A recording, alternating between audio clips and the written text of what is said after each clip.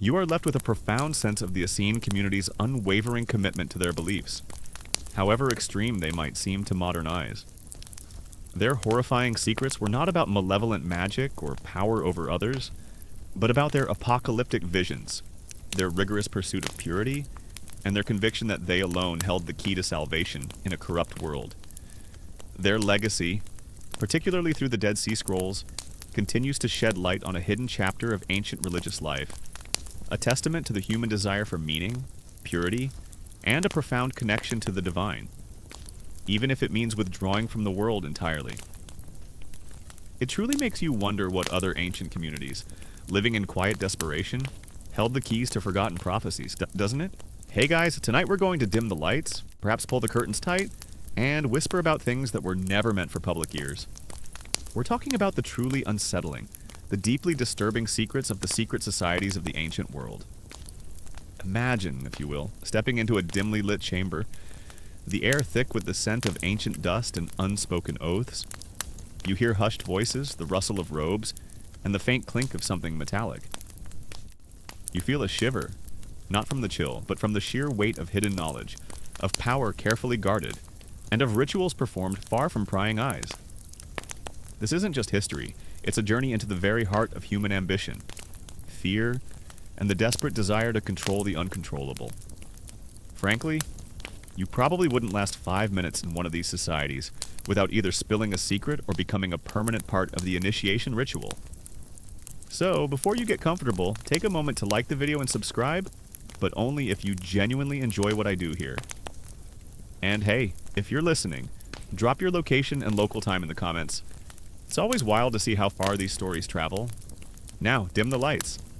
Maybe turn on a fan for that soft background hum, and let's ease into tonight's journey together.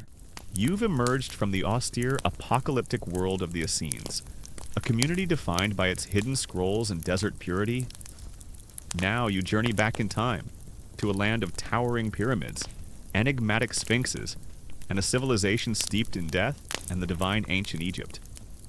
Here, you will uncover the horrifying secrets of the Egyptian mystery schools, not as public temples, but as clandestine institutions where the deepest knowledge of magic, the gods, and the journey of the soul was meticulously guarded and transmitted only to the worthy.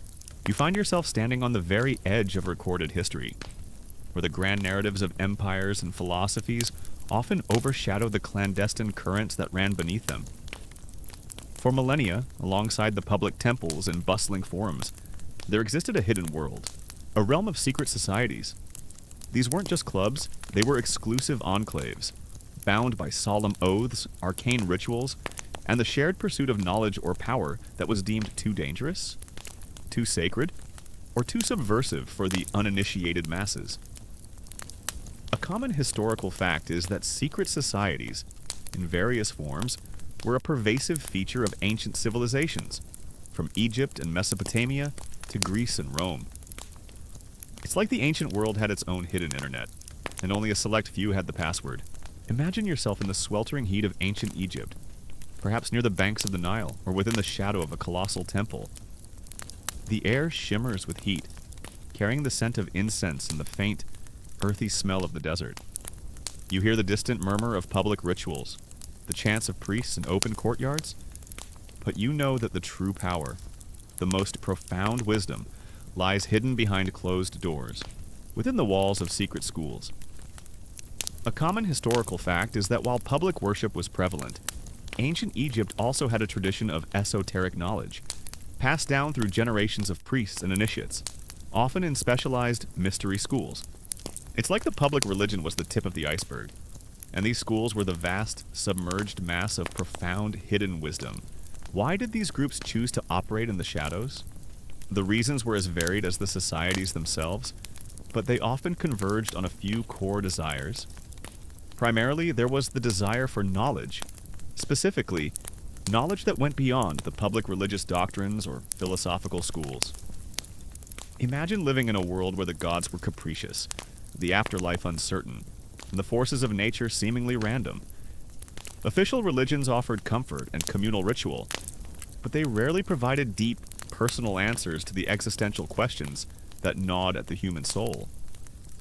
Secret societies, often called mystery religions in the Greco-Roman world, promised precisely that a deeper understanding of the cosmos, the nature of divinity, the secrets of life and death, and the path to spiritual salvation or enlightenment. These mystery schools were not open to just anyone. They were exclusive institutions, often associated with specific temples or priestly lineages, where candidates underwent rigorous selection and training. The purpose was to train priests, scribes, healers, and magicians, but more profoundly, to initiate individuals into the deepest secrets of Egyptian cosmology, the nature of the gods, the afterlife, and the very fabric of magic itself. You might imagine a young, exceptionally intelligent, and spiritually inclined individual being chosen, embarking on a journey that would transform their understanding of reality.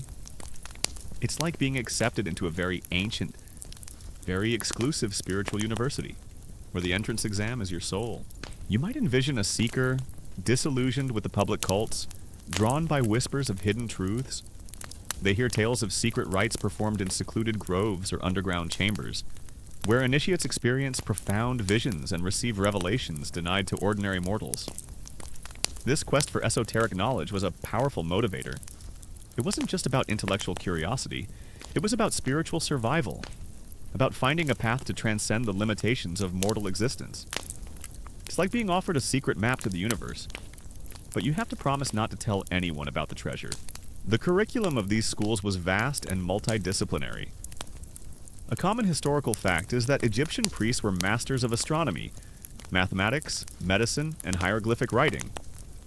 But within the mystery schools, this knowledge was imbued with a spiritual dimension.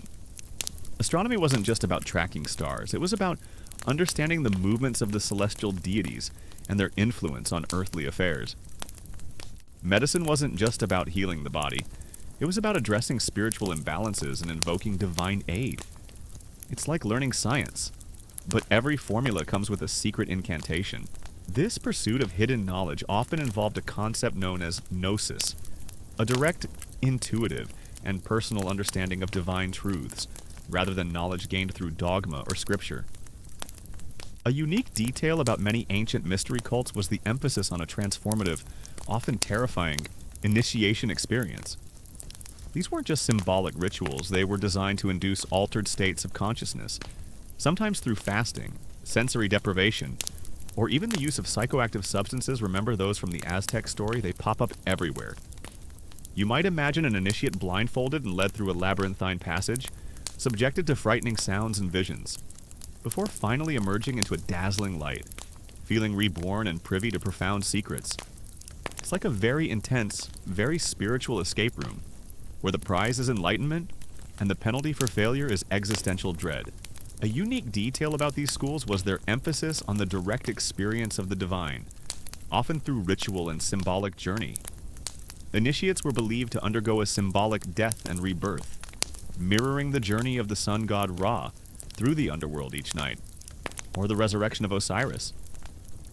You might imagine an initiate being led into a dark, labyrinthine chamber, perhaps in a tomb or a hidden crypt, where they would confront their fears, undergo sensory deprivation, and experience visions designed to break down their ordinary perception of reality. The goal was to achieve a profound, personal understanding of the mysteries of life, death, and the divine. It's like a very elaborate, very spiritual haunted house, but the scares are designed to lead you to enlightenment. Beyond knowledge, there was the undeniable allure of power. This could manifest in various forms: political influence, social control, or even magical ability. In societies where power was often concentrated in the hands of a few, secret societies offered an alternative avenue for ambitious individuals to gain leverage, form alliances, and exert influence from behind the scenes. You might see a shrewd politician, already powerful in public, secretly joining a society to forge unbreakable bonds with other elites, creating a network of loyalty and mutual support that transcended public allegiances. It's like a very exclusive, very powerful LinkedIn group, but instead of endorsing skills, you're endorsing loyalty with blood oaths. The secrets guarded within these schools were considered immensely powerful and dangerous if revealed to the uninitiated. This included knowledge of divine names, magical spells, rituals for communicating with the dead, and the precise methods for influencing the gods. The fear was that such power, if misused, could bring chaos, harm, or even cosmic imbalance. You can almost feel the weight of these secrets, the immense responsibility placed upon those who possess them. It's like being entrusted with the nuclear launch codes for the universe, and you definitely don't want them falling into the wrong hands. Magical power was another significant draw. In a world where the line between natural phenomena and supernatural intervention was often blurred, the ability to influence events through ritual, incantation, or communion with spirits was highly coveted. Secret societies often claimed to possess ancient magical formulas passed down through generations that could bring wealth, attract love, inflict curses on enemies, or even summon divine entities. Imagine a desperate individual facing ruin or seeking revenge, drawn to a society that promises the means to bend reality to their will. This was the dark side of the coin, the pursuit of power for personal gain, often at the expense of others. This is why many of these societies were genuinely horrifying in their potential. The academic debate still rages about the precise nature of these mystery schools. Were they formalized institutions with distinct curricula, or were they more informal apprenticeships, where knowledge was passed down from master to disciple? Some scholars argue for the existence of highly structured schools, citing later Greek and Roman accounts that describe such institutions. Others suggest that while esoteric knowledge certainly existed, the concept of mystery schools as a distinct, organized entity might be a later romanticized interpretation, rather than a direct historical reality. It's a fascinating challenge. Trying to reconstruct secret practices from fragmented evidence, the very essence of a secret society, of course, lies in its secrecy. This wasn't merely for dramatic effect. It was a fundamental requirement for their survival and potency.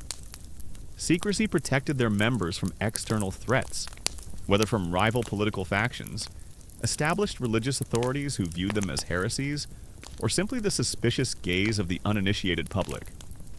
It also fostered a profound sense of exclusivity and loyalty among members, creating an us versus them mentality that strengthened internal bonds. You might feel the weight of a solemn oath, knowing that revealing any secret could mean not just expulsion, but a far more grim fate. Magic Heka was an integral part of Egyptian cosmology and was considered a divine force, inherent in creation itself. Within the mystery schools, initiates learned to wield Heka through spells, amulets, and rituals. This wasn't just about simple tricks, it was about manipulating the fundamental forces of the universe, compelling gods, spirits, and even the dead to do one's bidding. You might observe an initiate learning to write a powerful hieroglyph, believing that the very act of writing imbued the symbol with magical energy. It's like learning a secret language that allows you to directly program reality. The process of initiation was central to almost all ancient secret societies. It was a rigorous, often terrifying, ordeal designed to test the candidate's resolve, loyalty, and trustworthiness. These rites often involved symbolic death and rebirth, physical endurance tests, sensory deprivation, and the taking of solemn oaths, often under threat of divine retribution or violent reprisal if broken. A common historical fact is that the penalty for revealing the secrets of many mystery cults was death, a fate that was sometimes carried out. Imagine being blindfolded, led into a dark chamber, and told that your life now belongs to the society, your tongue forever bound by an unbreakable vow. It's like the ultimate hazing ritual. But instead of just getting a bad haircut, you might literally lose your head. The knowledge of the underworld and the journey of the soul was a particularly horrifying secret. Initiates were taught the intricate geography of the Duat, the underworld, the names of its guardians, and the spells and prayers needed to navigate its perils. This knowledge was crucial for ensuring a blessed afterlife, not just for themselves, but for the pharaoh and the entire Egyptian cosmos. You might imagine an initiate meticulously memorizing the Book of the Dead, not just as a text, but as a map for their own post-mortem journey, a guide to avoiding demonic entities and passing divine judgments. This exclusivity naturally led to an elitist structure. Many secret societies in the ancient world were open only to a select few, often men, though some did admit women, typically from the upper echelons of society. or those who demonstrated exceptional intellectual or spiritual aptitude. This created a powerful sense of belonging, a shared identity among those who believed themselves privy to truths or powers denied to the common populace. You might feel this subtle shift in your posture, the quiet confidence that comes from knowing you are part of an inner circle, a chosen few who understand the true workings of the world. The academic debate also explores the relationship between the mystery schools and the pharaoh. Did the pharaoh, as the divine ruler, have access to all the secrets? Or were even they subject to the guidance of the high priests who guarded this esoteric knowledge? Some scholars argue that the pharaoh was the ultimate initiate, embodying all knowledge. Others suggest that the priesthood held a distinct and powerful spiritual authority, acting as the true custodians of the deepest mysteries. Even for the divine king, it's a complex dance of spiritual and political power, where the lines were often blurred.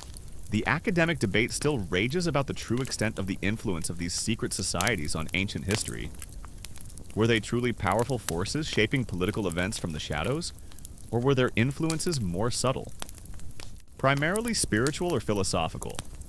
Some scholars argue that while their direct political impact might be exaggerated, their role in shaping philosophical thought, religious syncretism, and even social structures was profound. Others suggest that many of the more sensational claims about their power are later embellishments or conspiracy theories, rather than historical realities. It's a fascinating, often frustrating, puzzle trying to separate historical fact from the alluring mystique of the unknown. You might encounter the concept of divine utterance or creative speech. The Egyptians believed that words, particularly the names of gods and magical incantations, held immense power. Within the mystery schools, initiates learned the precise pronunciation and intonation of these words, believing that speaking them correctly could manifest reality, summon entities, or compel divine intervention. It's like learning the secret passwords to the universe, and knowing that speaking them incorrectly could have disastrous consequences. You can imagine the psychological impact of being part of such a group. The shared secrets, the common rituals, the mutual trust and fear of betrayal would forge incredibly strong bonds between members. This sense of brotherhood or sisterhood, of being part of something larger and more profound than oneself, could be incredibly empowering. It's like being part of a very tightly knit family, but one where the family secrets could get you all killed. The use of specific artifacts and symbols was also central to their practices. Amulets, statues, and ritual tools were not just decorative. They were imbued with Heka through consecration rituals, becoming conduits for divine power. You might observe an initiate carefully crafting an amulet, inscribing it with protective symbols and chanting powerful spells, believing it would ward off evil or bring good fortune. It's like creating a very personal, very powerful spiritual battery pack. The earliest forms of these societies often emerged from existing religious or philosophical traditions, but then branched off to explore deeper, more esoteric aspects. Think of early shamanic circles, where specific knowledge was passed down only to initiates, or philosophical schools that had inner and outer doctrines. These were the primordial seeds from which more formalized secret societies would grow, each layer of secrecy adding to the mystique and perceived power. The secrets of the Egyptian mystery schools were often passed down orally, from master to student, ensuring their exclusivity and preventing them from falling into the wrong hands. While some texts existed, the most profound knowledge was likely transmitted through direct experience, ritual performance, and personal guidance. This oral tradition further cemented their status as true secret societies, their wisdom hidden from the public eye. The allure of the forbidden was also a powerful draw. Human nature often craves what is denied, what is hidden. The very act of engaging in secret rituals, of whispering forbidden knowledge, could be incredibly intoxicating. It was a rebellion against public norms, a daring foray into the unknown, promising a thrill that everyday life rarely offered. It's like being told not to press the big red button, and then finding yourself irresistibly drawn to it.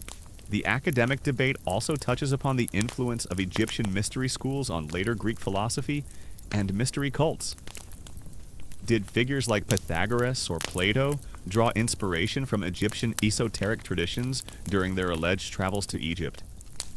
Some scholars argue for a significant Egyptian influence on Greek thought. particularly in areas like mathematics, astronomy, and the concept of the immortal soul. Others caution against overstating this influence, suggesting that many similarities might be coincidental or due to parallel developments. It's a fascinating cross-cultural exchange, trying to trace the flow of ancient wisdom. You are left with a profound sense of the human need for meaning, for power, and for belonging, even if it means stepping into the shadows. The horrifying secrets of ancient secret societies were born from these fundamental desires, creating a world within a world, where knowledge was guarded, power was sought, and oaths were unbreakable. As you prepare to delve into specific examples, remember that the veil between the known and the unknown, between the public and the secret, was often thinner than you might imagine, and the consequences of crossing that line could be truly terrifying. You are left with a profound sense of the deep wisdom and terrifying power that was guarded within the Egyptian mystery schools. Their horrifying secrets were not about malevolence, but about the profound knowledge of life, death, and the divine, meticulously preserved and transmitted through rigorous initiation.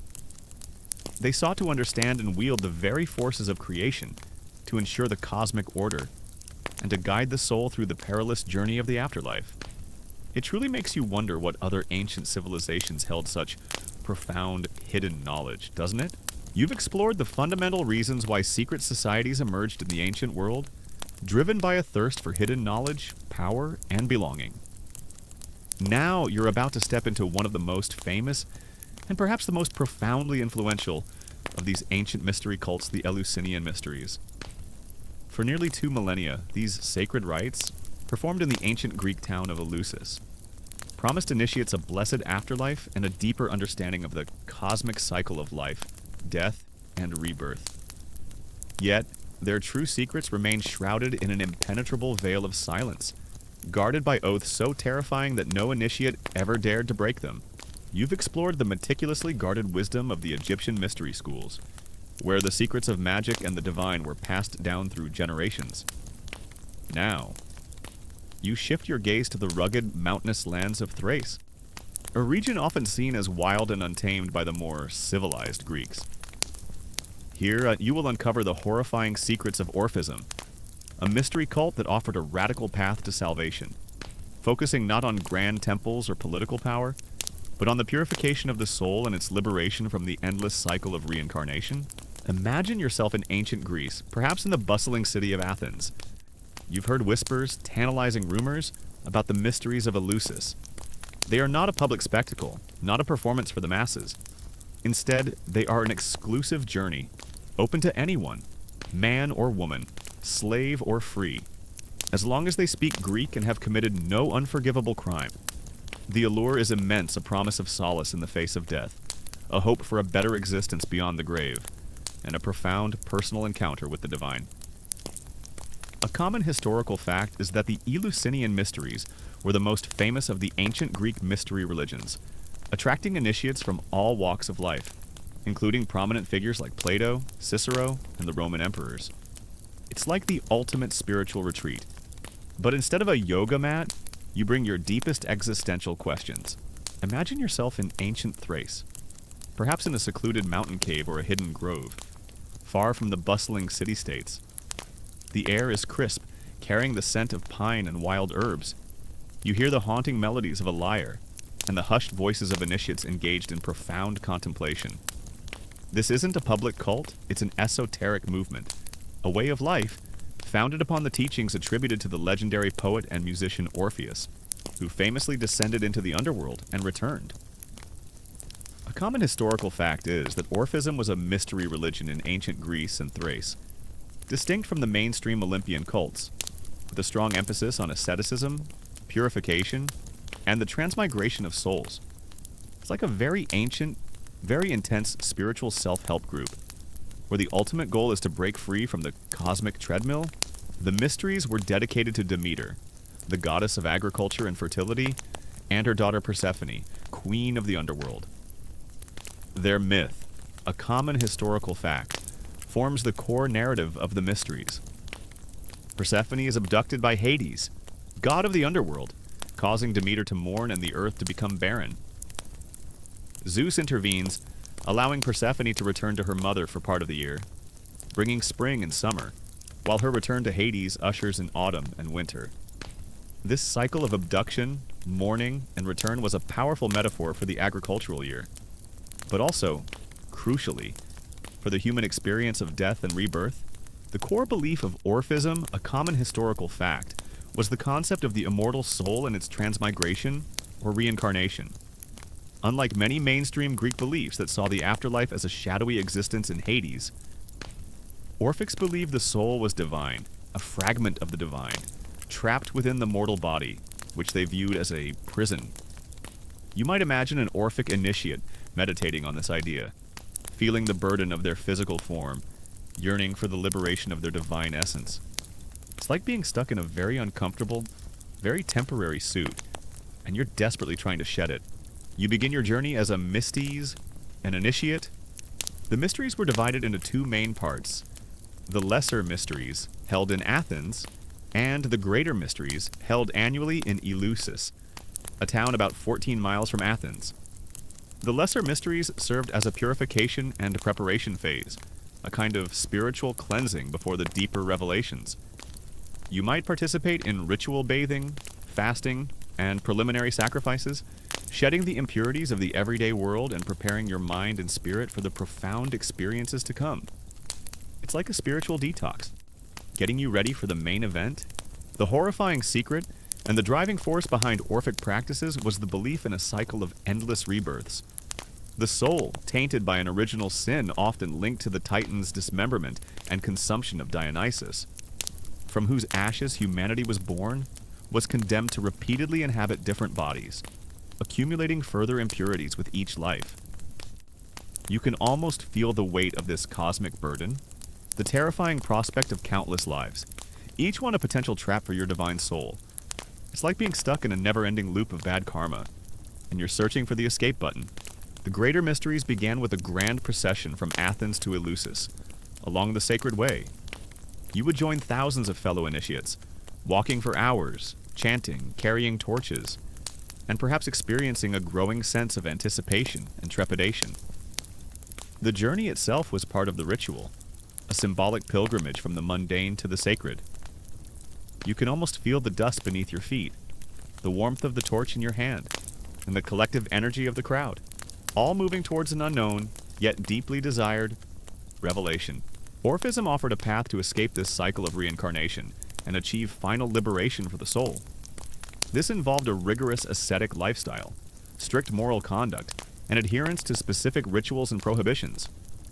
You might observe an Orphic initiate abstaining from meat, wine, and certain other foods, not just for health, but for spiritual purity. They would wear simple white clothes, symbolizing their commitment to a pure life, and would avoid bloodshed. It's like a very strict, very ancient spiritual diet, where the goal isn't weight loss, but soul liberation. Upon arrival in Eleusis, you would enter the Telesterion, the great hall of initiation.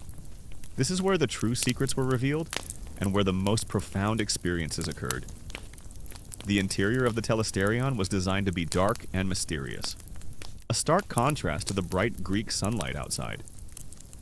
You might be led into the Telesterion in darkness, perhaps blindfolded, surrounded by other initiates, the air thick with incense and the hushed sounds of chanting. The atmosphere would be charged with anticipation, a sense of being on the threshold of something truly momentous. The academic debate still rages about the precise origins of Orphism and its relationship to other mystery cults and philosophical schools. Was it a genuine ancient tradition, or a later philosophical construct attributed to the mythical Orpheus? Some scholars argue that it emerged from a blend of Thracian religious practices and early Greek philosophy, particularly Pythagoreanism, remember them, with their numbers and silence. Others suggest it was a more distinct, independent movement that later influenced thinkers like Plato. It's a fascinating, often elusive quest to pinpoint the exact genesis of such a secretive and influential spiritual movement. The academic debate still rages about the precise nature of the revelations within the Telesterion. What exactly did initiates see, hear, and experience that was so profound, so transformative, and so secret that they never spoke of it? Some scholars argue that the revelations involved a dramatic reenactment of the myth of Demeter and Persephone, perhaps with actors and elaborate stagecraft, designed to evoke powerful emotional responses. Others suggest that initiates consumed a psychoactive brew, the kykeon, a mixture of barley, water, and mint, which might have contained ergot, a fungus with hallucinogenic properties. This is a unique detail if the kykeon was indeed psychoactive. It would explain the profound visions and altered states of consciousness reported by initiates, making the experience truly mind-bending in a literal sense. It's like being given a secret recipe for spiritual enlightenment, but the main ingredient might be a bit trippy. You can imagine the allure of Orphism for those who felt burdened by the uncertainties of life and death, or who sought a deeper spiritual meaning beyond the public cults. It offered a clear path to salvation, a promise of eternal bliss for the purified soul. A stark contrast to the often bleak outlook of mainstream Greek religion. This promise of ultimate liberation was a powerful draw, attracting those who yearned for transcendence. You might imagine the initiates, after consuming the kykeon, if indeed it was psychoactive, experiencing vivid visions, a dissolution of ego, and a profound sense of unity with the divine. They might see Persephone's descent into the underworld, feel Demeter's grief, and then witness the joyous return, symbolizing the triumph of life over death. The experience was designed to be deeply personal and transformative, leading to a direct, intuitive understanding of the mysteries of existence. A form of gnosis might, as we discussed in the previous chapter.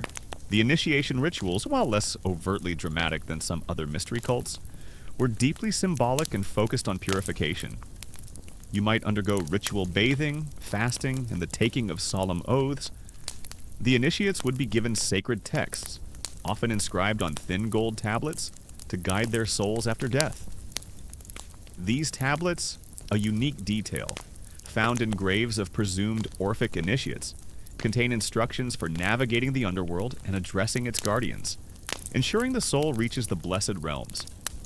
It's like a very personal, very ancient travel guide for the afterlife, complete with secret passwords.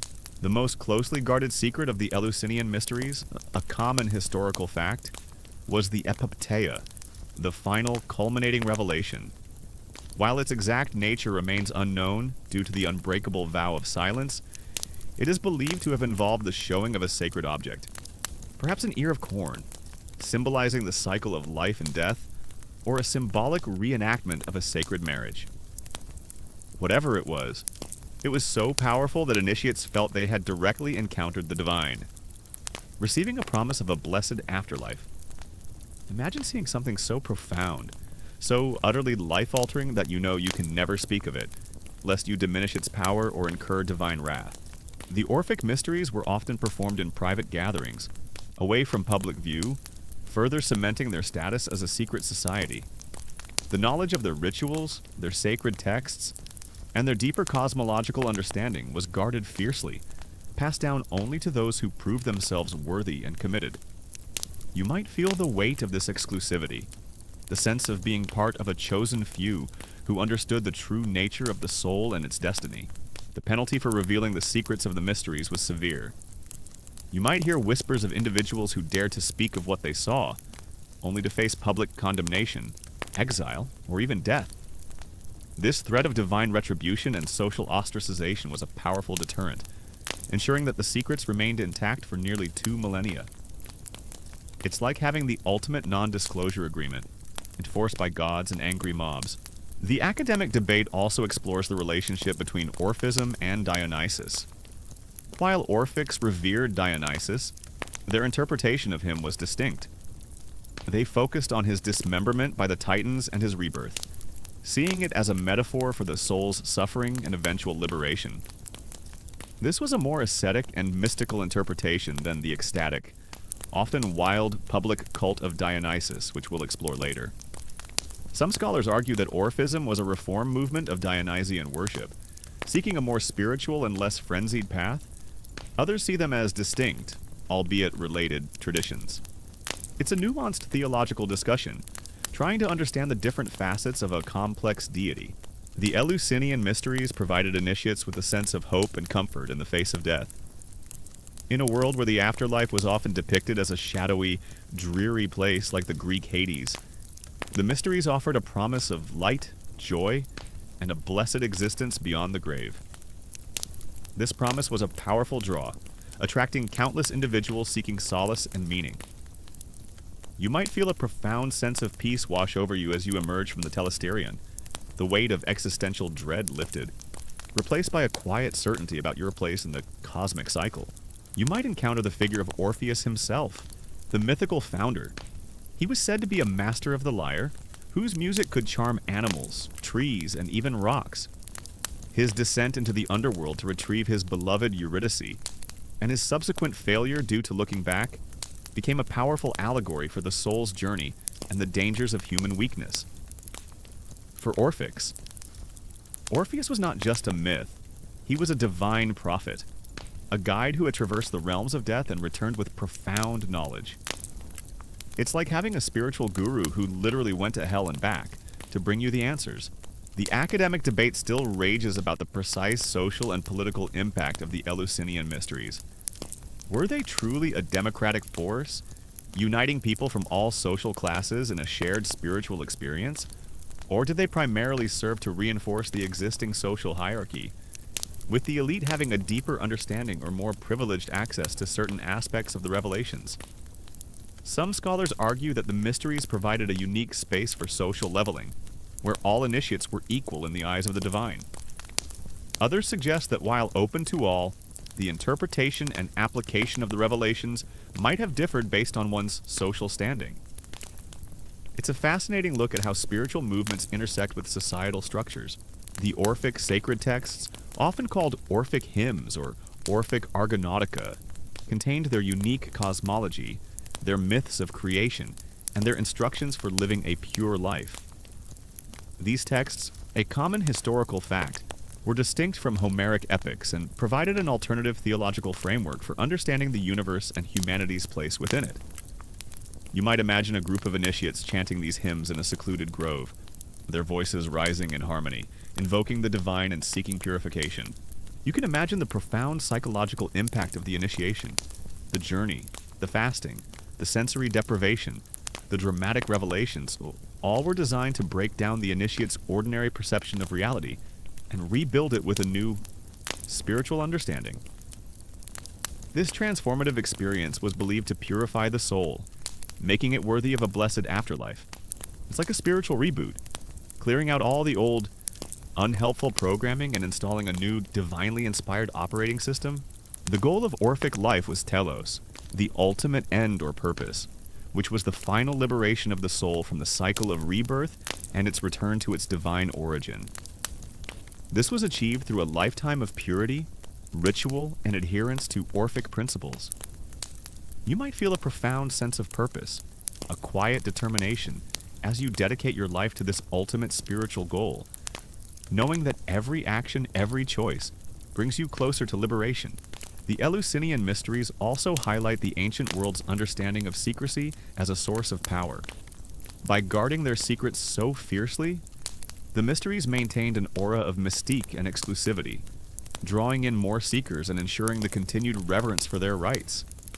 The unknown, the unspoken, often holds a greater allure than that which is openly displayed. The academic debate also touches upon the social impact of Orphism. Did its ascetic practices and emphasis on individual salvation lead to a withdrawal from civic life? Or did it foster a different kind of community? Some scholars argue that Orphism, with its focus on personal purification, could be seen as somewhat individualistic, potentially undermining civic engagement. Others suggest that the shared commitment to a pure life and the communal rituals fostered a strong sense of belonging among initiates, creating a unique spiritual community. It's a fascinating look at how religious beliefs can shape social behavior. You might observe the enduring influence of the mysteries in later philosophical and religious thought. Concepts of symbolic death and rebirth, of a blessed afterlife, and of a direct personal encounter with the divine resonated through various schools of thought. From Neoplatonism to early Christian mysticism, while the mysteries themselves faded with the rise of Christianity, their echoes can be found in many later spiritual traditions. You are left with a profound sense of the transformative power of Orphism, Its horrifying secrets were not about malevolence or worldly power, but about the terrifying burden of endless reincarnation and the desperate, rigorous path to soul liberation. It offered a unique and demanding spiritual journey, promising ultimate freedom from the cycle of suffering and a return to the divine. It truly makes you wonder what profound peace those initiates found in their final moments, knowing their souls were finally free, doesn't it? You are left with a profound sense of the enduring power of the Eleusinian mysteries. For nearly 2,000 years, they offered solace, hope, and a promise of salvation to countless individuals in the ancient world. Their secrets remain tantalizingly out of reach, guarded by ancient oaths in the passage of time, yet their legacy is a transformative spiritual journey. A horrifyingly effective secret society continues to captivate and mystify. It truly makes you wonder what profound truths were revealed in that darkened hall, doesn't it? And what would you have been willing to endure to learn them? You've explored the quiet, ascetic path of Orphism, a journey towards soul liberation through purity and contemplation. Now you're about to plunge headfirst into a whirlwind of ecstatic frenzy, unbridled passion, and profound spiritual release, the horrifying secrets of the cult of Dionysus. This wasn't a society of quiet philosophers or disciplined priests. It was a mystery cult that embraced chaos, intoxication, and the raw, untamed forces of nature, promising its initiates a direct, visceral communion with the divine. You've emerged from the profound, yet veiled experiences of the Eleusinian mysteries, carrying a sense of the ancient world's hunger for hidden truths. Now you step into a different kind of secret society, one where the whispers aren't of goddesses in the afterlife, but of numbers, geometry, and the very fabric of the cosmos. You're about to encounter the Brotherhood of Pythagoras, a group of brilliant minds whose pursuit of knowledge was so intense, so all-encompassing, that it blurred the lines between philosophy, mathematics, religion, and a chillingly strict way of life. Imagine yourself in ancient Greece, perhaps in a secluded mountain clearing bathed in moonlight, or a hidden grove deep within a forest. The air is thick with the scent of wine, sweat, and the earthy aroma of trampled leaves. You hear the intoxicating beat of drums, the wail of flutes, and the wild, uninhibited cries of women. This isn't a place of quiet reverence, it's a scene of primal energy, a deliberate descent into madness, where inhibitions are shed and the boundaries of self dissolve. A common historical fact is that the cult of Dionysus, the god of wine, revelry, fertility, and ecstatic madness, was one of the most widespread and enduring mystery religions in ancient Greece, often associated with wild nocturnal rituals. It's like a very ancient, very intense rave. But instead of glow sticks, there are torches. And instead of EDM, there's a god of pure, unadulterated frenzy. Imagine yourself in the ancient Greek city of Croton, in southern Italy, around the 6th century BCE. The air hums not with the clamor of the marketplace, but with the quiet intensity of intellectual pursuit. You hear hushed discussions about ratios, harmonies, and the mystical properties of numbers. This isn't a public school, it's a closed community, a philosophical commune, where membership is exclusive and the rules are absolute. A common historical fact is that Pythagoras, the legendary mathematician and philosopher, founded a school or brotherhood that was as much a religious cult as it was an academic institution. It's like a very exclusive, very intense boarding school, where the curriculum includes advanced calculus, cosmic meditation, and a strict vegetarian diet. Dionysus, unlike the Olympian gods who embodied order and civilization, represented the untamed chthonic forces of nature, the irrational and the ecstatic. His myths, a common historical fact, are filled with stories of his divine madness, his ability to inspire both joyous revelry and terrifying violence. He was born from Zeus's thigh after his mortal mother Semele was consumed by Zeus's divine fire, making him a twice-born god, a symbol of resurrection and renewal. This dual nature, both life-giving and destructive, was central to his cult. The core belief of the Pythagoreans, a common historical fact, was that all is number. They believed that numbers were not just abstract concepts, but the fundamental building blocks of the universe, the underlying principle of harmony and order in the cosmos.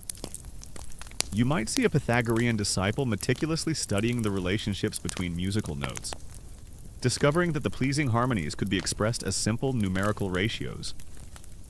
This discovery, that the seemingly chaotic world of sound could be reduced to elegant mathematical relationships, was a profound revelation, convincing them that the entire universe operated on similar numerical principles. It's like finding the source code for reality and realizing it's all written in math. You are drawn to the cult, perhaps seeking release from the rigid constraints of Greek society, a deeper connection to the primal forces of existence, or simply the intoxicating thrill of uninhibited revelry. To join, you would become a bacchant for women, a maenad, an initiate who participated in the Dionysian mysteries. The initiations were less about intellectual understanding and more about visceral experience, a direct communion with the god through shared frenzy. Their pursuit of knowledge was holistic, encompassing mathematics, astronomy, music, and philosophy, but it was also deeply spiritual. The Pythagoreans believed in the transmigration of souls, or metempsychosis, the idea that the soul is immortal and is reborn into different bodies, human or animal, after death. This is a unique detail that profoundly shaped their lifestyle. You might observe a Pythagorean refusing to eat meat, not just for health reasons, but because they believe the animal might house the soul of a departed human. It's like a very early, very strict form of veganism, driven by the fear of accidentally eating your great-aunt Mildred. The rituals, known as bacchanalia in Rome, were often held at night, under the light of the moon and torches, away from the watchful eyes of the polis. You might join a group of women, the maenads, dressed in fawn skins, carrying thyrsus fennel stalks topped with ivy and vine leaves, their hair unbound. They would dance wildly to the rhythmic beat of drums and the piercing sound of flutes, their movements becoming increasingly frenzied, leading them into a state of ecstatic trance. You can almost feel the intoxicating rhythm take hold, your body swaying, your mind dissolving into the collective energy of the group. It's like a very ancient, very spiritual mosh pit, where the goal is to lose yourself entirely. The Brotherhood itself was structured like a secret society, with strict rules of initiation and a tiered system of membership. There were two main classes of members, the acousmatikoi, the listeners or auditors, and the mathematikoi, the learners or mathematicians. The acousmatikoi were the outer circle, who listened to Pythagoras' lectures but were not allowed to see him or question his teachings directly. They were bound by strict rules of conduct and silence. The mathematikoi were the inner circle, privy to the deeper esoteric teachings, and were allowed to interact directly with Pythagoras. This hierarchical structure ensured that the most profound secrets were guarded by the most dedicated and trusted members. A unique detail about some of these rituals, particularly in their more extreme forms, was the practice of sparagmos and omophagia. Sparagmos involved the ritual tearing apart of live animals, often goats or bulls, white with bare hands. Omophagia was the consumption of the raw flesh of these animals.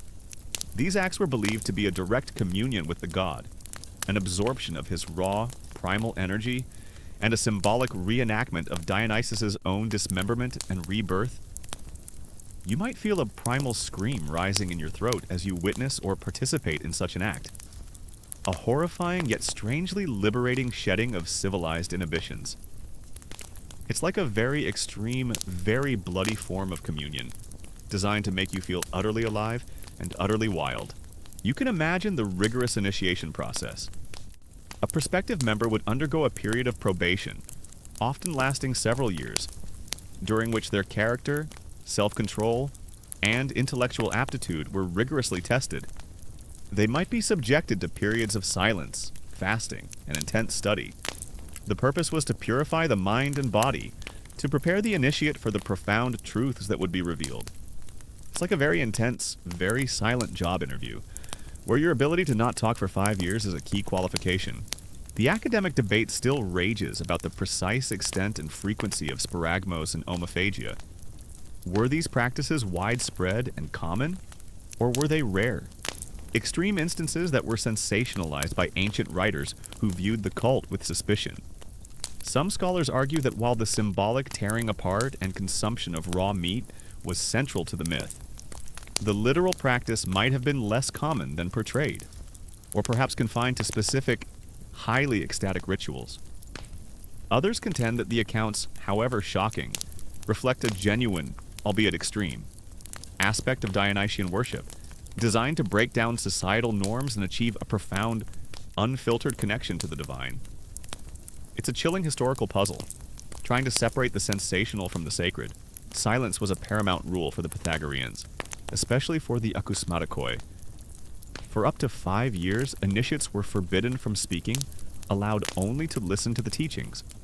This enforced silence was believed to cultivate introspection, self-discipline, and a deeper understanding of the spoken word. You might observe a group of Pythagoreans at a communal meal, eating in complete silence. Their focus entirely on their food and their thoughts, not on idle chatter. It's like a permanent silent retreat, but with more geometry. You can imagine the fear and suspicion that the Dionysian cult often inspired in the more ordered, rational Greek society. Its embrace of irrationality, its nocturnal rituals, and its potential for violence were seen as a threat to civic order and traditional morality. Laws were sometimes passed to suppress the cult, particularly in Rome, where the Bacchanalia were famously outlawed in 186 BCE due to perceived excesses and criminal activity.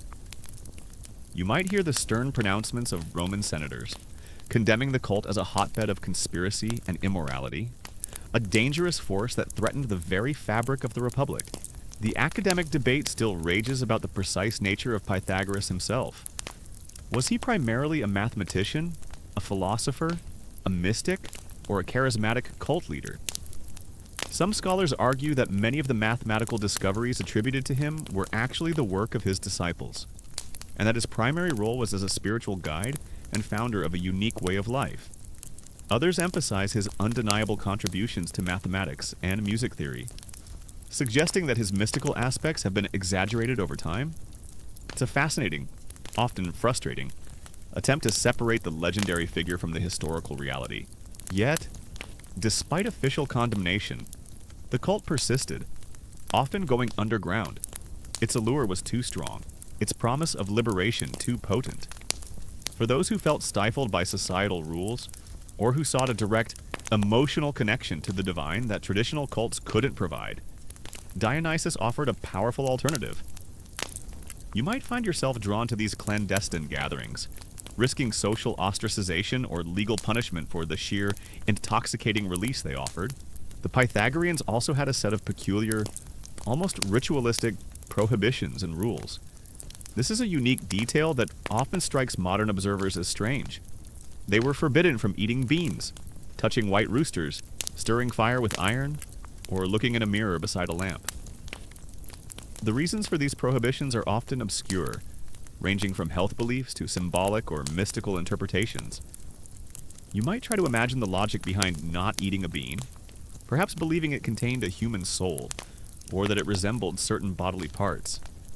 It's like a very elaborate, very ancient list of don't do that rules, with no clear explanation. But you follow them anyway because Pythagoras said so. The ecstatic state achieved in Dionysian rituals was believed to be a form of enthusiasmos, possession by the god.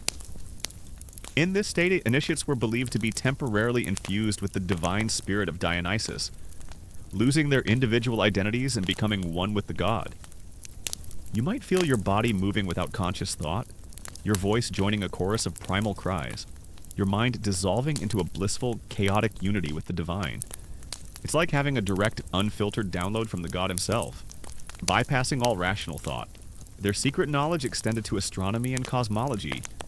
They were among the first to propose that the Earth was a sphere, and that it revolved around a central fire, not the sun, a common misconception about their beliefs.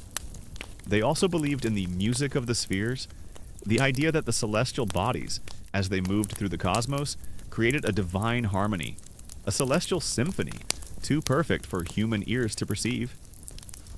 You might close your eyes and try to imagine this cosmic orchestra, the planets and stars moving in perfect, mathematical harmony, creating a silent, sublime melody.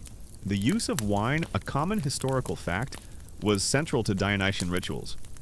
It was not just a drink, it was a sacred substance, a conduit for the god's presence, capable of inducing altered states of consciousness and facilitating the ecstatic experience.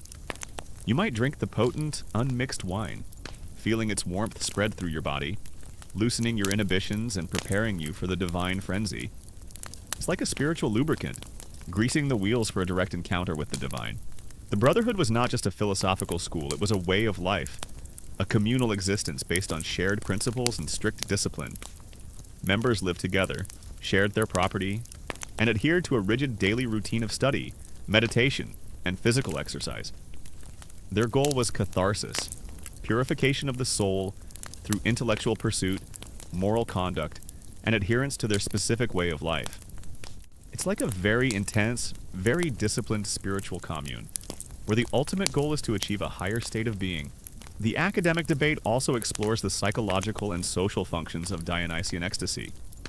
Did it provide a necessary outlet for societal pressures and repressed emotions? Did it foster a sense of communal bonding and shared identity among initiates?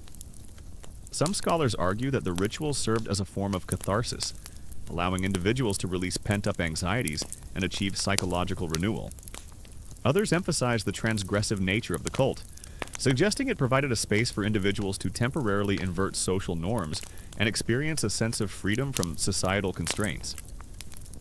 It's a fascinating look at how religious practices can serve both individual and collective needs. The academic debate also explores the political influence of the Pythagorean Brotherhood.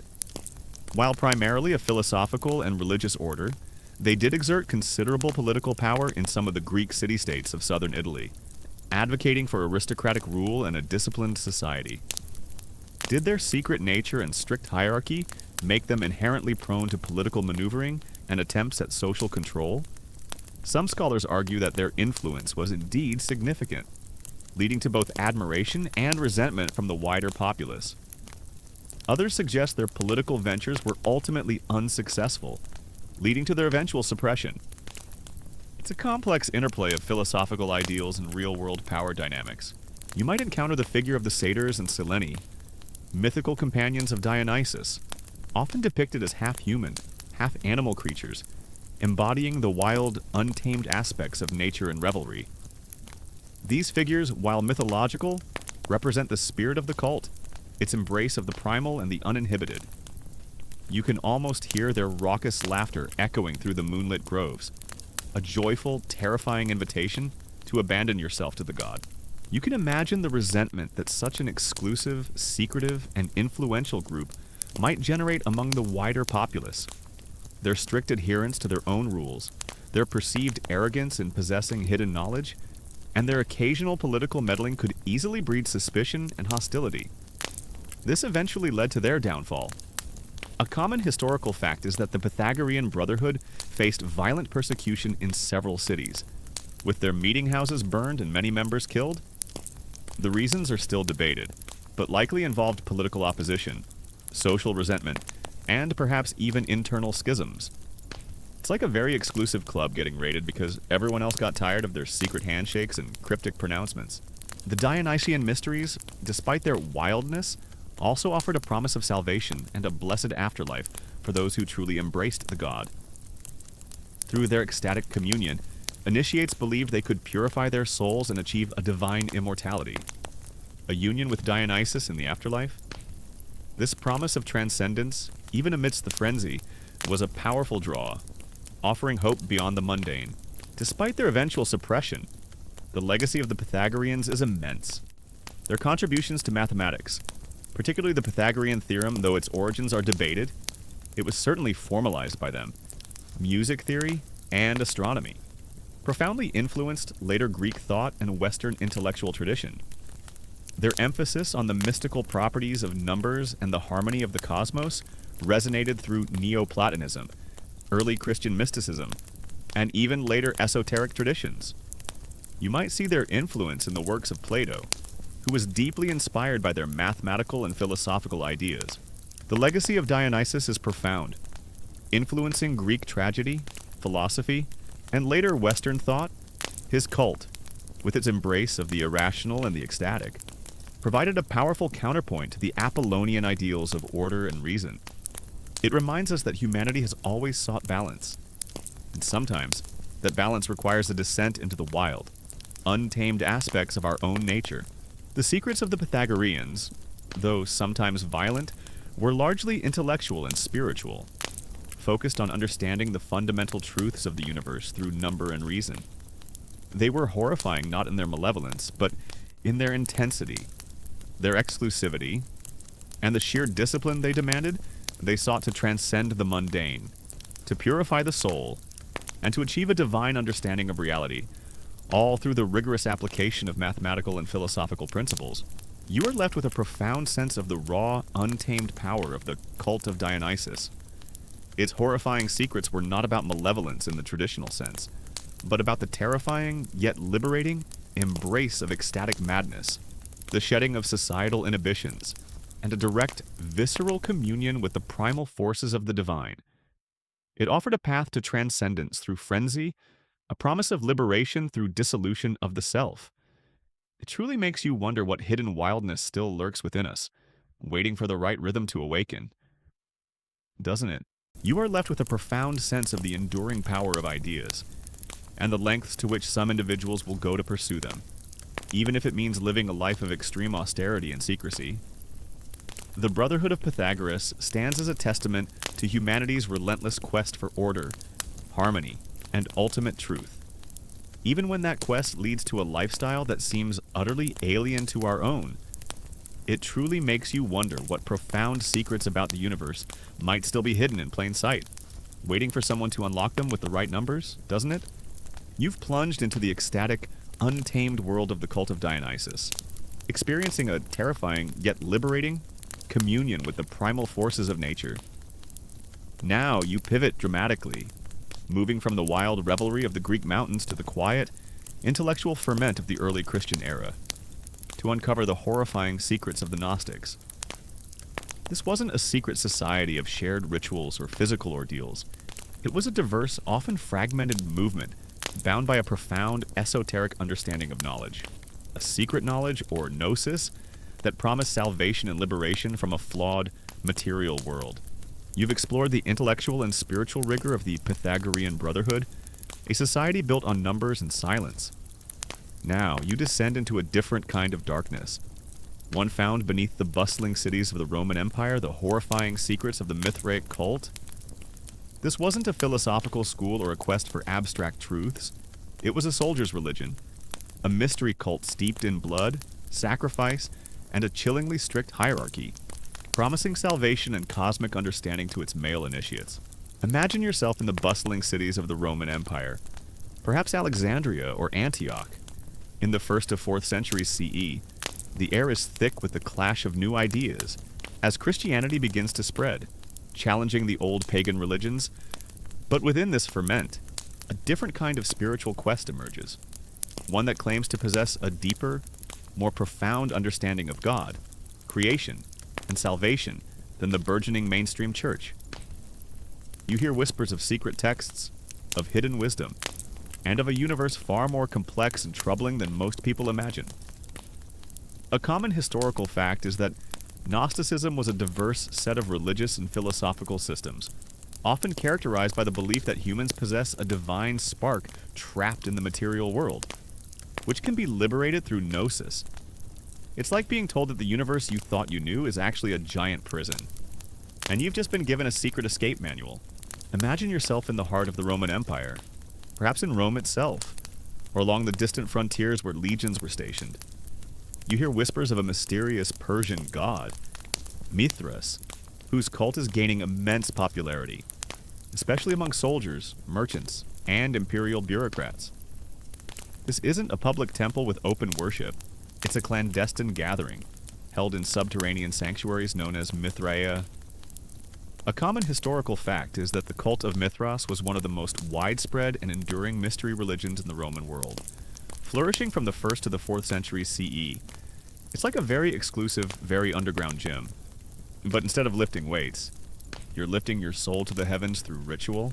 The core horrifying secret of the Gnostics was their radical cosmology.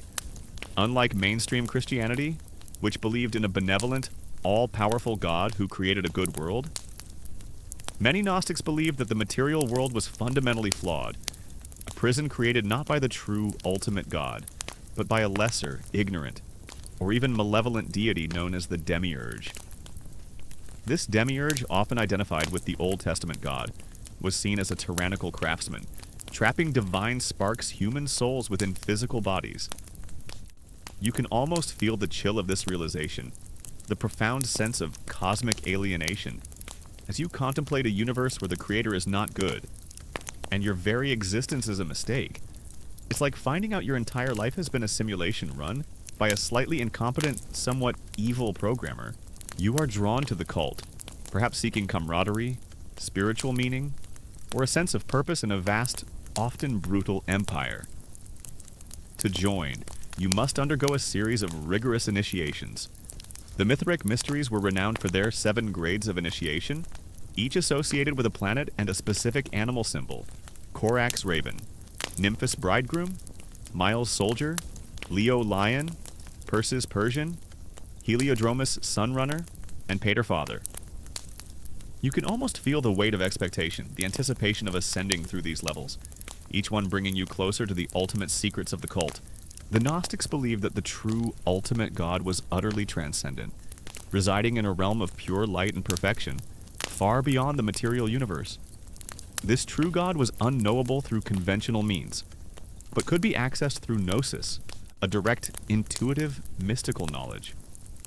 This is a unique detail. Salvation for the Gnostics wasn't achieved through faith in Jesus' sacrifice or adherence to moral laws, but through acquiring this secret knowledge, which would awaken the divine spark within and allow the soul to ascend back to its true home.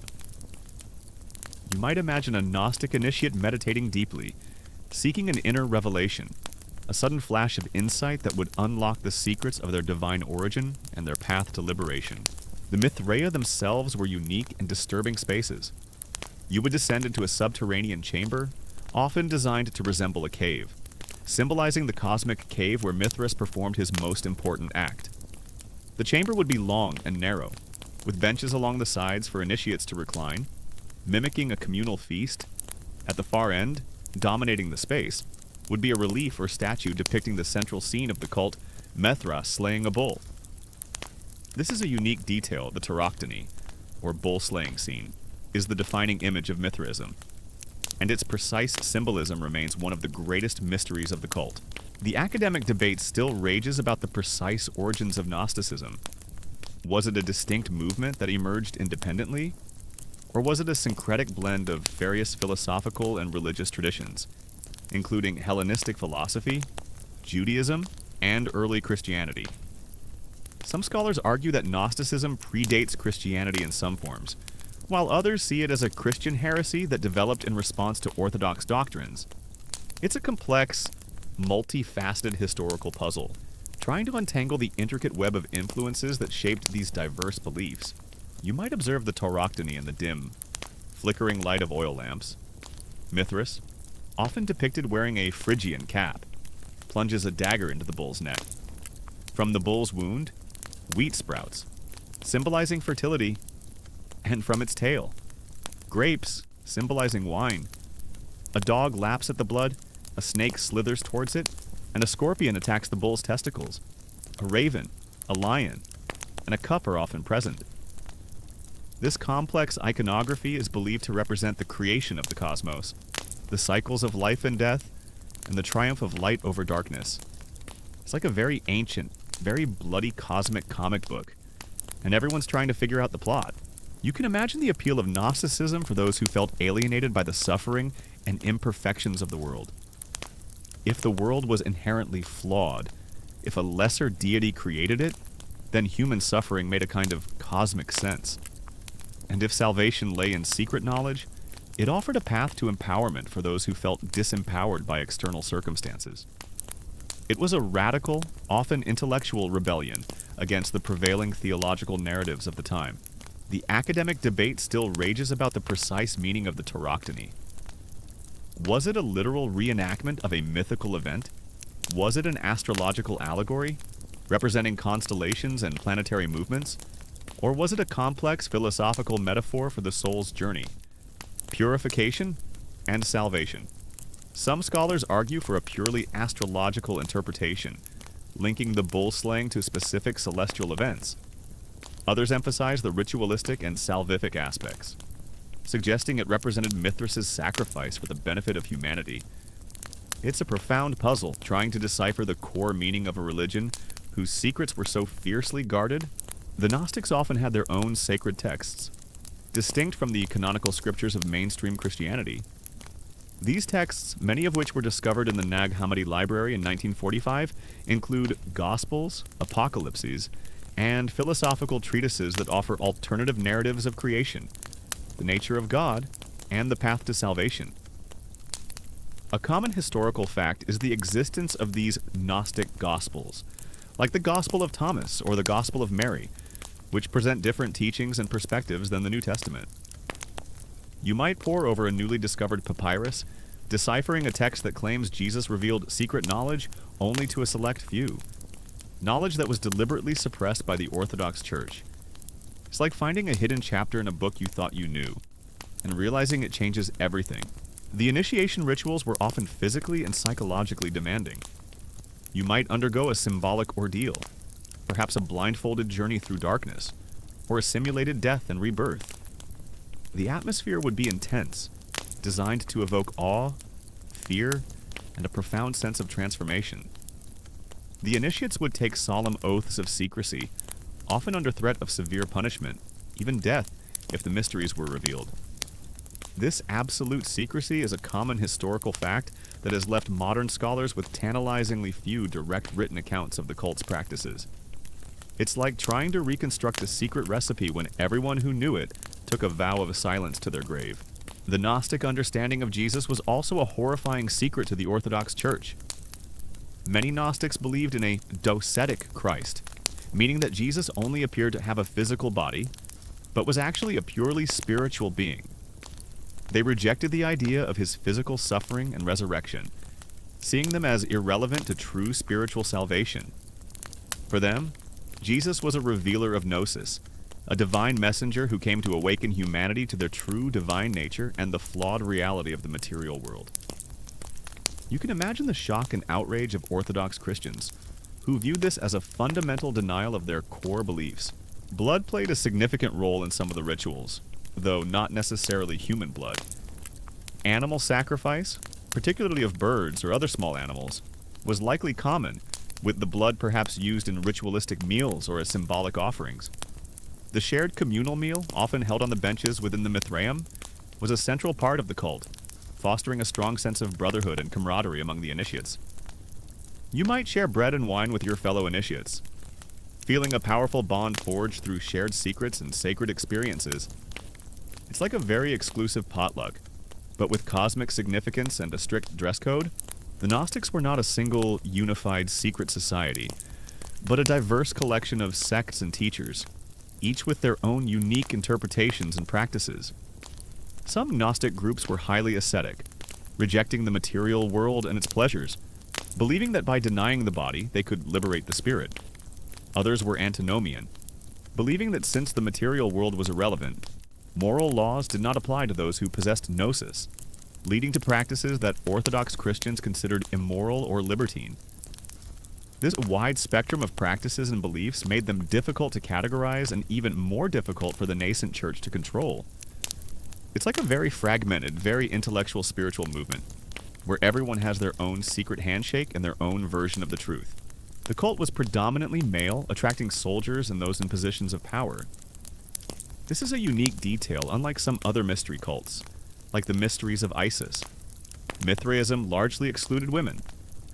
This male exclusivity fostered a strong sense of fraternal bonding, a brotherhood forged in shared hardship and secret knowledge. You can imagine the appeal for soldiers, far from home, seeking a spiritual community that understood their experiences and offered a path to salvation. It's like a very ancient, very spiritual fraternity, with a strict no girls allowed policy. The academic debate also explores the Gnostics' relationship with evil. If the material world was created by a lesser, ignorant demiurge, and evil existed within it, how did Gnostics explain this? Some Gnostic systems posited a dualistic universe, with a constant struggle between light and darkness, spirit and matter. Others saw evil as simply a consequence of ignorance, a lack of gnosis. This complex understanding of evil, often diverging sharply from Orthodox Christian demonology, was another reason for their condemnation. It's a profound theological discussion, trying to reconcile the existence of suffering with the nature of the divine. The academic debate also explores the origins of Mithraism. Was it a direct continuation of ancient Persian Zoroastrianism, as its name suggests? Or was it a new religion created within the Roman Empire? Drawing inspiration from various Eastern and Western traditions. Some scholars argue for a strong Persian influence, pointing to the Phrygian cap and other iconography. Others contend that it was largely a Roman creation, developing its unique theology and rituals within the Roman context. It's a fascinating case study in religious syncretism, where influences blend and transform over time. You might encounter the concept of aeons in Gnostic cosmology. These were divine emanations or spiritual beings that flowed from the ultimate, unknowable God, forming a complex hierarchy of spiritual realms. The demiurge was often seen as a lower aeon, mistakenly believing himself to be the supreme God. The goal of Gnosis was to ascend through these aeons, shedding the illusions of the material world and returning to the ultimate source. You can almost feel the dizzying height of these spiritual realms, the vast distance between your trapped soul and its true divine home. You might encounter the pater, the father, who was the head priest of a Mithraeum. He would guide initiates through the various grades, preside over the rituals, and interpret the sacred texts and symbols. His authority would be absolute within the sanctuary. His knowledge of the mysteries profound. You can almost feel the reverence and awe directed towards the pater, the living embodiment of the cult's wisdom and power. The Gnostics often met in secret gatherings, sharing their esoteric knowledge and performing their own unique rituals. These gatherings would have been intimate, focused on teaching, discussion, and the cultivation of gnosis. The secrecy was necessary to protect themselves from persecution by both Roman authorities and, increasingly, by the Orthodox Christian Church, which viewed them as a dangerous heresy. You might imagine a small group gathered in a hidden room, whispering about forbidden truths, their faces illuminated by the flickering light of an oil lamp, their minds reaching for cosmic understanding. The Mithraea were often adorned with astrological symbols, depicting the zodiac, planets, and constellations. This reflects the cult's deep connection to astronomy and cosmology. Initiates were believed to gain an understanding of the celestial spheres, the movements of the stars, and their influence on human destiny. It's like getting a very advanced, very spiritual astronomy lesson, where the stars themselves are part of the sacred text. The academic debate also touches upon the social composition of Gnostic communities. Were they primarily intellectual elites, or did they attract people from all social strata? Some scholars argue that Gnosticism appealed to those who felt marginalized or disempowered, offering a path to spiritual liberation regardless of social standing. Others suggest that its complex philosophical nature might have limited its appeal to a more educated elite. It's a fascinating look at how spiritual movements resonate with different segments of society. The secrets of Mithraism were not just about the afterlife, they were about understanding the cosmic order, about the eternal struggle between light and darkness, and about the individual's role in that grand drama. Mithras himself was often depicted as a cosmic warrior, a bringer of light and order, and initiates sought to emulate his virtues: courage, discipline, and loyalty. You might feel a sense of empowerment, a quiet strength, as you internalize these ideals, believing you are part of a cosmic battle for good. The condemnation and suppression of Gnosticism by the Orthodox Christian Church, a common historical fact, was relentless. Gnostics were branded as heretics, their texts burned, and their communities persecuted. The Church sought to establish a unified doctrine and a centralized authority, and the diverse, often contradictory teachings of Gnosticism posed a significant threat to this goal. You can almost hear the fiery sermons condemning Gnostic beliefs, the pronouncements of church councils, and the systematic efforts to erase their influence from history. The decline of Mithraism, a common historical fact, coincided with the rise of Christianity in the Roman Empire. As Christianity gained imperial favor and became the dominant religion, the mystery cults, including Mithraism, were gradually suppressed. Their clandestine nature and pagan rituals made them targets for Christian authorities, who viewed them as rivals and heresies. You can almost hear the quiet closing of Mithraea doors, the extinguishing of lamps, as the ancient secrets retreated further into the shadows. Yet, despite the persecution, Gnosticism persisted for centuries, influencing various esoteric traditions and even finding echoes in later mystical movements. Its emphasis on inner knowledge, personal revelation, and a transcendent divine continues to resonate with those who seek a deeper spiritual understanding beyond conventional religious frameworks. You are left with a profound sense of the allure and power of the Mithraic cult. For centuries, it offered a unique spiritual path to countless men in the Roman Empire, promising cosmic understanding, camaraderie, and salvation through its rigorous initiations and secret rituals. Its secrets, though largely lost to time, continue to tantalize scholars, a testament to the enduring human desire for hidden knowledge and a profound connection to the divine. It truly makes you wonder what ancient oaths still echo in those subterranean chambers, no, doesn't it? You are left with a profound understanding of the Gnostics, a secret society not defined by a single organization, but by a shared quest for hidden knowledge and a radical cosmology. Their horrifying secrets were not about malevolence, but about a universe where the creator was flawed, humanity was trapped, and salvation lay in a profound, personal awakening.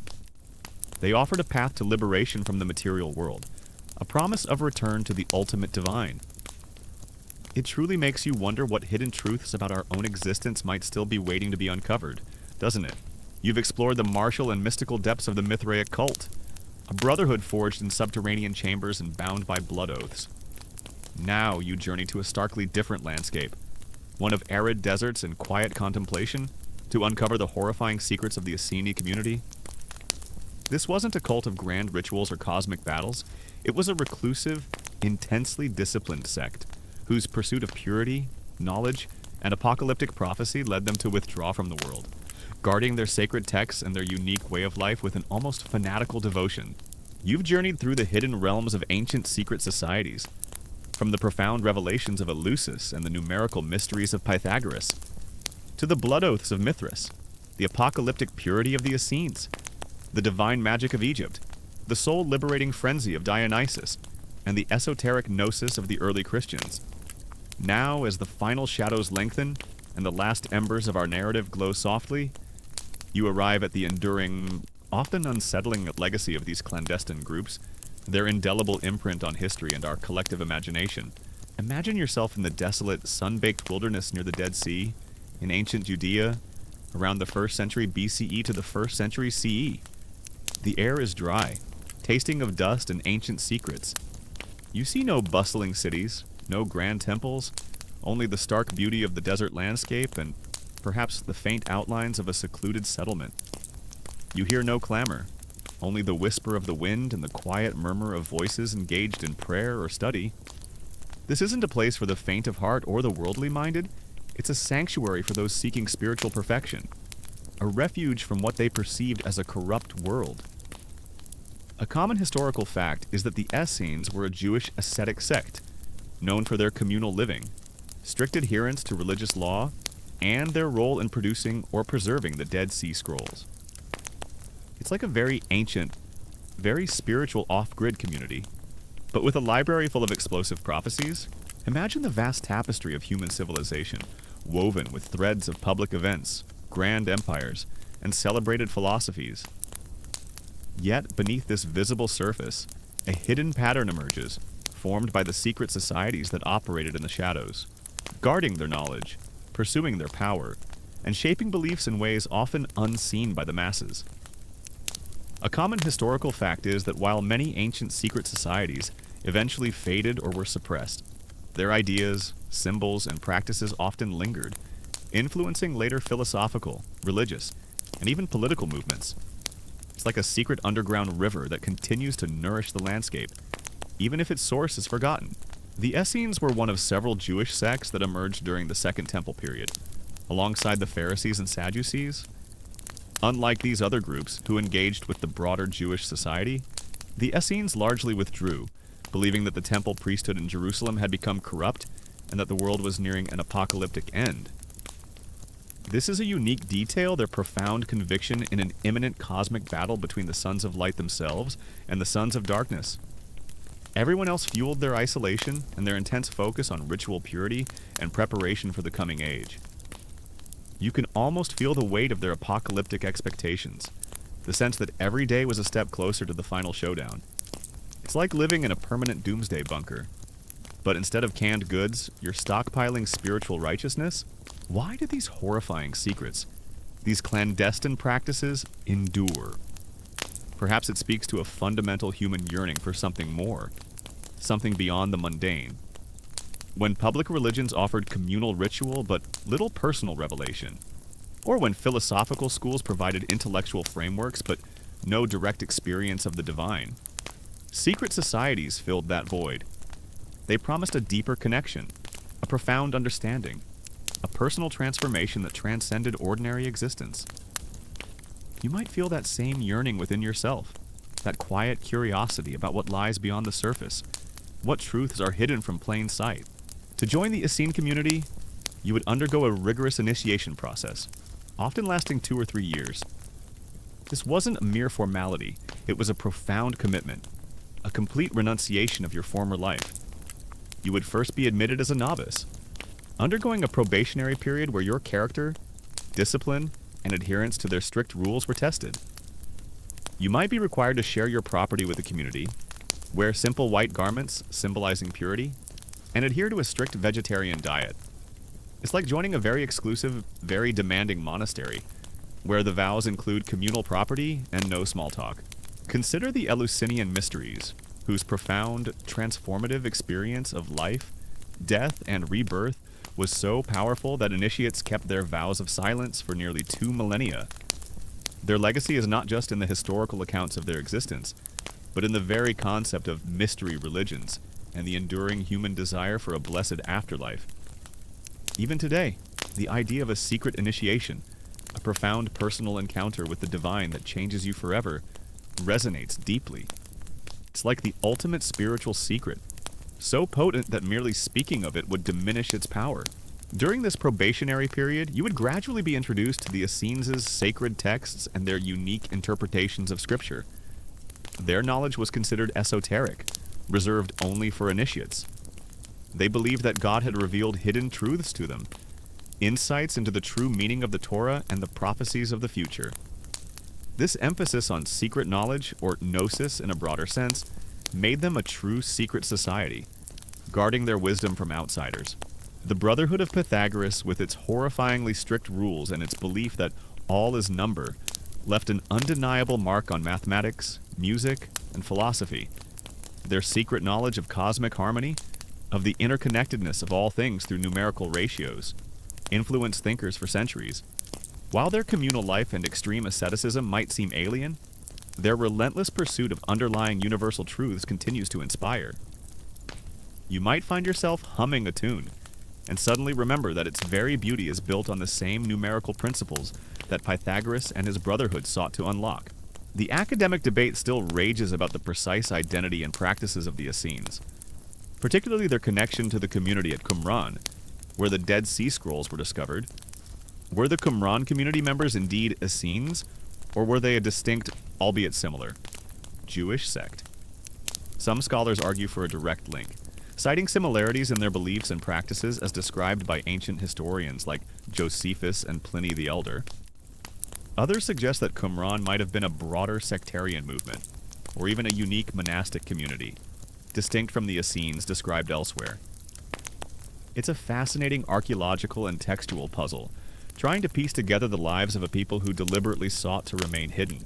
The Mithric Kola, with its subterranean Mithraea, its bull-slaying iconography, and its 7 grades of initiation, offers a chilling glimpse into the spiritual lives of Roman soldiers and elites.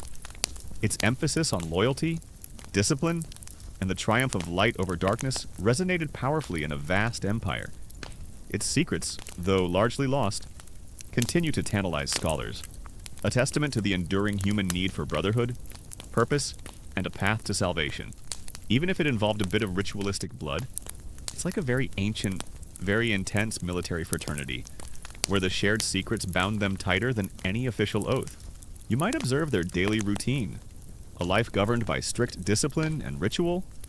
They rose before dawn, offering prayers facing the rising sun, a common historical fact that some scholars interpret as a form of solar worship, though the Essenes viewed it as a reverence for God's light. They engaged in ritual bathing, or mikveh, multiple times a day, believing it purified them from spiritual defilement. You can almost feel the cold, bracing water of the ritual baths, a constant reminder of their commitment to purity. It's like a very intense, very frequent spiritual shower, just to make sure you're always sparkling clean. The Essene community, with its desert purity, its apocalyptic visions, and its meticulously guarded Dead Sea Scrolls, reminds us of the power of conviction and withdrawal. Their horrifying secrets were not about malevolence, but about a profound belief in an imminent cosmic battle and their role as the Sons of Light. Their legacy, particularly through the scrolls, continues to shed light on a hidden chapter of ancient religious life, influencing our understanding of early Judaism and Christianity. You might ponder the quiet determination of those scribes, meticulously copying prophecies in the desert, convinced they held the keys to the end of the world. Their meals were communal and sacred, almost liturgical events. You would gather with your fellow Essenes, sitting in silence, offering prayers before and after eating. The food was simple, often bread and water, and prepared with meticulous care to ensure ritual purity. This shared meal reinforced their communal bonds and their separation from the impure world outside. It's like a perpetual silent dinner party, where the only conversation is with God. The Egyptian mystery schools, those clandestine institutions where the deepest knowledge of magic, Heka, and the divine was transmitted, highlight the ancient world's understanding of power as intrinsically linked to esoteric wisdom. Their rituals of symbolic death and rebirth, their mastery of divine names, and their guidance of the soul through the underworld speak to a sophisticated spiritual technology. Their influence, though often indirect, can be traced through later Hermetic and alchemical traditions. It's like a very ancient, very powerful secret university, where the curriculum included how to talk to gods and navigate the afterlife. The Essenes were meticulous scribes, dedicating themselves to copying and preserving sacred texts. This is a unique detail that has had an immense impact on our understanding of ancient Judaism, the Dead Sea Scrolls. Discovered in caves near Qumran, these scrolls include copies of biblical books, commentaries, and unique sectarian texts that reveal the Essenes' beliefs, their apocalyptic visions, and their understanding of religious law. You might imagine a scribe, hunched over a parchment in a dimly lit cave, meticulously copying text, his hand guided by a profound sense of divine purpose. It's like finding a secret library filled with ancient prophecies and hidden wisdom, and realizing it's been waiting for you for 2,000 years. The Thracian Orphism, with its focus on the purification of the soul and its liberation from the cycle of reincarnation, offered a radical alternative to mainstream Greek beliefs. Its ascetic lifestyle, its sacred texts, and its promise of ultimate freedom resonated with those who yearned for transcendence. The horrifying secret here was the endless burden of rebirth, and the rigorous path required to break free. You might feel a quiet sense of peace, contemplating the Orphic ideal of a soul finally returning to its divine origin, freed from the earthly prison. Among these scrolls are texts that reveal their horrifying secrets, their apocalyptic worldview, and their preparations for a final war. The War Scroll, for instance, describes in chilling detail the strategies, weapons, and divine intervention that would characterize the ultimate battle between the Sons of Light and the Sons of Darkness. You can almost hear the trumpets of war, the clash of swords, and the cries of the righteous as they engage in this final cosmic conflict. This wasn't just a metaphor for the Essenes. It was a literal, imminent reality they were actively preparing for. The cult of Dionysus, with its ecstatic frenzy, its wild revelry, and its terrifying rituals of sparagmos and omophagia, reminds us of the primal, untamed forces within human nature and the divine. Its embrace of chaos, intoxication, and the dissolution of self offered a powerful visceral communion with the god, a release from the constraints of civilization. Its legacy lives on in the arts, in the concept of catharsis, and in our enduring fascination with the irrational and the ecstatic. It's like a very ancient, very intense rock concert, where the band is a god and the mosh pit is a spiritual experience. The Essenes also practiced a form of communal living, sharing all their property. There was no private ownership within the community. Everything belonged to the group. This radical egalitarianism, a common historical fact, set them apart from other Jewish sects and reflected their commitment to a pure, uncorrupted way of life, free from the temptations of wealth and material possessions. It's like a very early, very spiritual communist commune, but with a lot more ritual bathing. And finally, the Gnostics, a diverse movement bound by their pursuit of gnosis, a secret knowledge that promised salvation from a flawed, material world created by a lesser deity. Their radical cosmology, their alternative gospels, and their emphasis on inner revelation challenged the burgeoning Orthodox Church, leading to their condemnation and suppression. Yet their ideas, their quest for hidden truths, continue to resonate with those who seek a deeper, more personal understanding of the divine. It's like finding a secret, alternative ending to the story of the universe, and realizing it makes a terrifying kind of sense. The academic debate also explores the Essenes' relationship with early Christianity. Were they direct precursors to some early Christian communities, influencing their ascetic practices, communal living, or apocalyptic expectations? Some scholars point to similarities in their emphasis on purity, baptism, and a messianic expectation. Others argue that while there might have been some shared ideas, the Essenes remained distinctly Jewish and did not directly evolve into Christian groups. It's a fascinating and often controversial area of study, trying to untangle the complex web of religious influences in ancient Judea. The academic debate still rages about the true nature, extent, and influence of these ancient secret societies. Were they truly powerful forces shaping history from the shadows? Or were their influences more subtle? Primarily spiritual and philosophical, were their horrifying secrets truly malevolent? Or simply misunderstood by outsiders? Or even later sensationalized? Some scholars argue for their profound and direct impact on political and social structures, while others emphasize their role in providing personal meaning and spiritual solace in a chaotic world. It's a complex, ongoing discussion that speaks to the enduring allure of the unknown and the human tendency to both create and fear what lies beyond the veil. You might encounter their beliefs about prophecy and divine revelation. The Essenes believed that God had revealed the secrets of the end times to them, and they meticulously studied prophetic texts, interpreting them as signs of the coming apocalypse. They saw themselves as the chosen few, the righteous remnant, who would survive the final judgment and inherit the new world. This conviction gave them an unwavering sense of purpose and an almost terrifying certainty in their beliefs.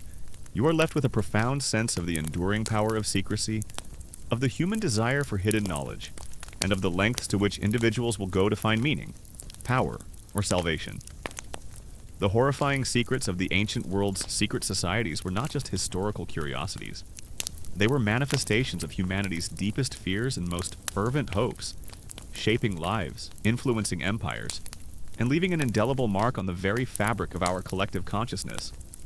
The whispers of ancient oaths, the echoes of forgotten rituals, and the allure of forbidden knowledge continue to resonate within us.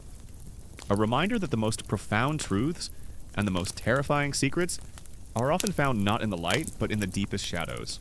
Their secrets were not just about their internal practices, they were about their understanding of the future. A future that involved a cataclysmic war and a divine judgment.